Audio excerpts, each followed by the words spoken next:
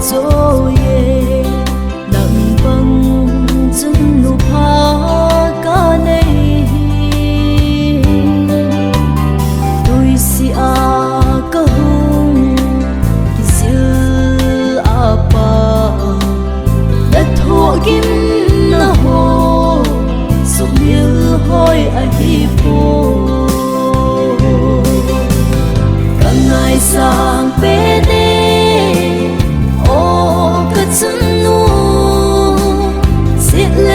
tâm là in đam mê a hơi bene đam thấy in hết nu hết thấy xin hết nu cả đam cũng khô in đã phát nahi mil oni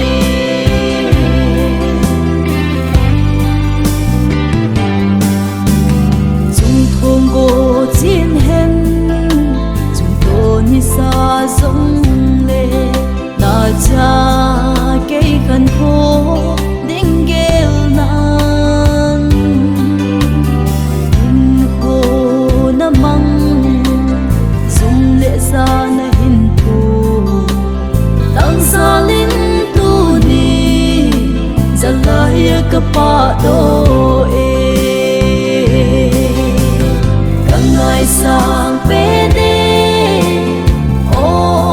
chân nu xiết lấy rất tâm là in đam mê a hơi bene đam thấy in hết nu hết thấy xin hết nu cả đam cũng khô in đã phát nahi mil oni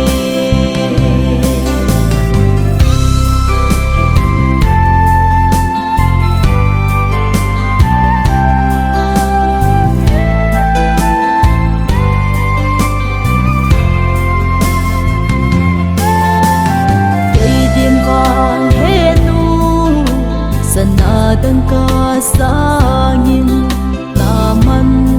atam so na luso kasen tu apa nay hingai lut na ong hing nay hin so ka ki pa e nu kangai sang pe chân nu xiết lấy rất tâm là in đam mê a hơi bene đam thấy in hết nu hết thấy xin hết nu cả đam cũng khô in đã phát nahi mil oni